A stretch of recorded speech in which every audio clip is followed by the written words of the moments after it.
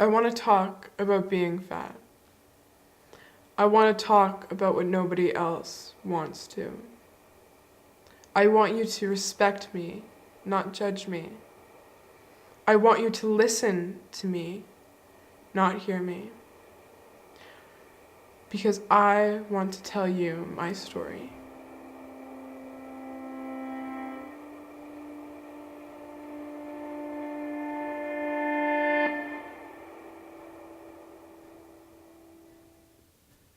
So it all started when I was put on medication when I was 6. One of the side effects for it was that I had a never-ending appetite and I was always hungry.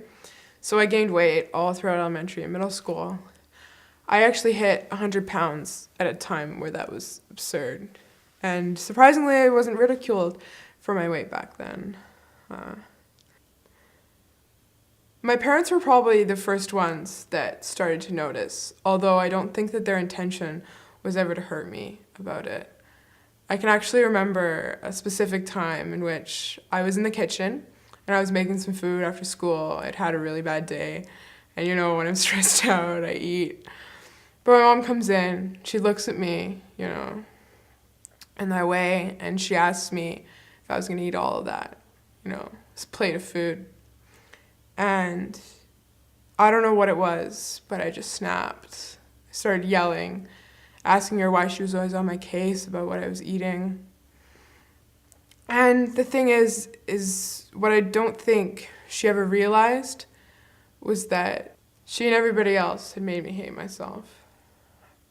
Me and my friend, we had a conversation one day, and I said that I hated high school relationships. And of course she asked why. And I never really had a problem with them, aside from the fact that I would never have one. Guys our age aren't looking for that. They want somebody who is slim and sexy. They couldn't care less if you're smart, or if you're nice, or if you dress well, because that doesn't matter. I remember me and my mom once talked, and she told me that I could afford to lose 50 pounds. And that hit a nerve in me. And I told her that real disappointment was hearing from somebody that you love tell you that you're not good enough, that you needed to lose weight. My friends would always joke about how they can throw up something after they've eaten it, joke about getting too fat or eating too much. And it's hard to listen to when you're the only one not eating and you're the one that purges after every meal. And nobody would ever think to realize that because you're not skinny. How could you ever be bulimic? It would never cross your mind. And then things just got progressively worse. Instead of my weight nagging me in the back of my head, it had become a serious problem. It became front and center in my life, and it was all I could think about. I couldn't focus on anything else, just hating myself and trying not to look in the mirror because I would be repulsed by what I saw. And I would go on the scale twice a day, once in the morning when I got up, and then before I went to sleep at night.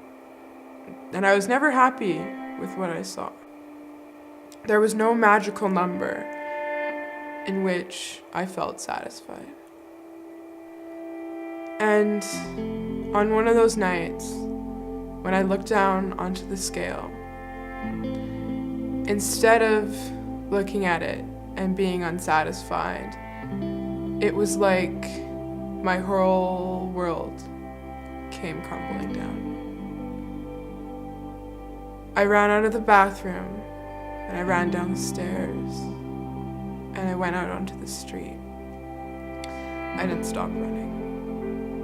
I didn't have anything in my head, and all I could feel was the cold, wet pavement slapping against my feet. And then I dropped to the ground, started crying, and I couldn't take it anymore. And so I sat out there and I thought for a really long time. I went to therapy because I realized that I was at a point where I was done. I couldn't take it anymore. My life kind of was spiraling for a little while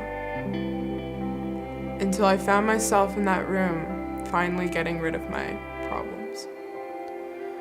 What I came to learn was that the only way I would be happy was if I found that within myself and to learn to love who I was. And that's all that I've ever wanted. All I've ever wanted was to be happy.